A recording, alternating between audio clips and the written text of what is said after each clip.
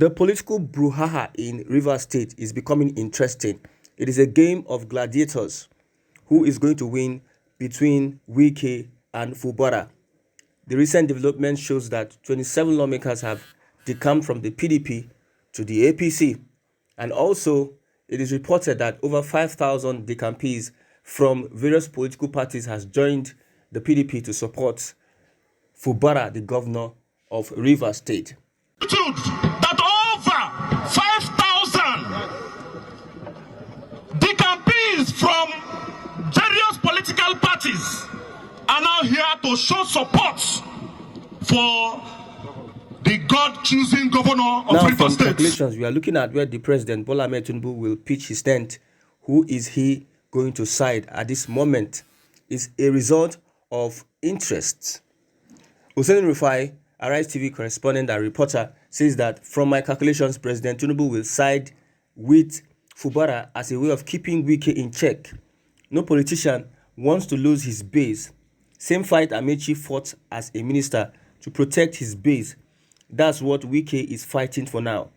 President Tinubu knows once Fubara consolidates his state, Wike will be kept in check.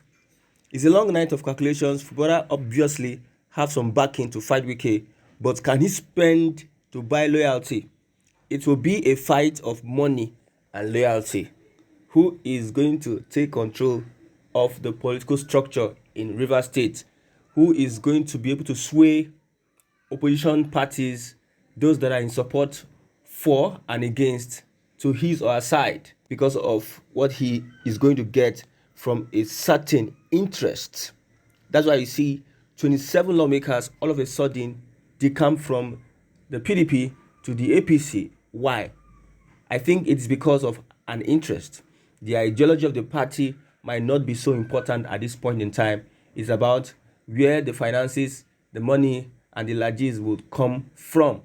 Loyalty, they say, is very hard to find. So can we find loyalty in this situation?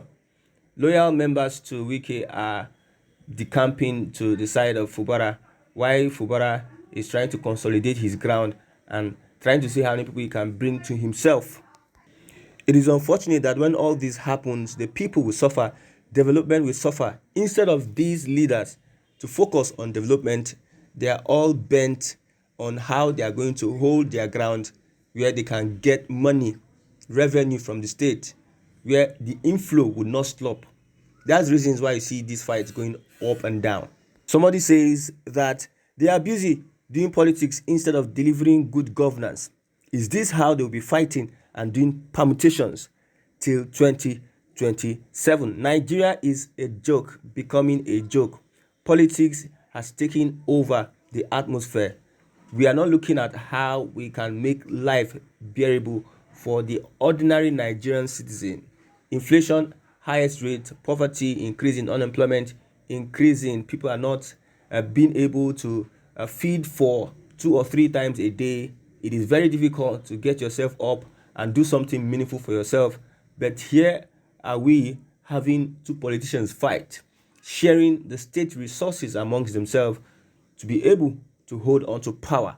It is very unfortunate that at this point in time, a Nigerian will not see the dividends of democracy, dividend of good governance, because of political interests. The issue of greed with our politicians will eventually destroy the country, destroy its economic development, destroy its agencies, destroy its infrastructures that have been built by our founding leaders and those that champion democracy and the independence of the country. Someone says it is the Rivers State money that will suffer the political brouhaha between them. Fubara will also try to have his own print by negotiating with some political giants and getting some shield to cover himself. Another person says Tinubu and his camp may be seeing Wike as a threat, and they may actually orchestrate more infighting in Rivers State as a strategy to dismantle Wike's base and render him politically irrelevant.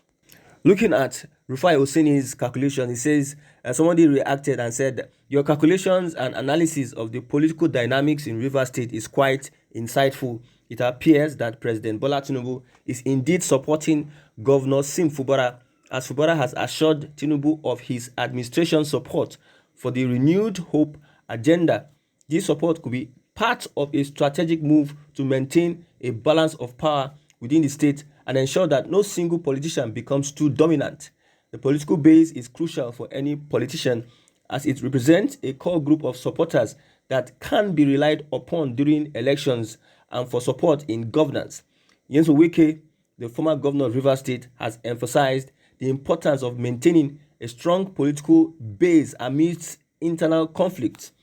This is similar to the past situation with Rotimi Amechi, who as a minister fought to protect his political base, as you rightly said. So it's clear that both politicians have significant backing, and the outcome of their struggle could indeed hinge on the ability to secure loyalty, whether through financial means or through shared political goals and ideologies.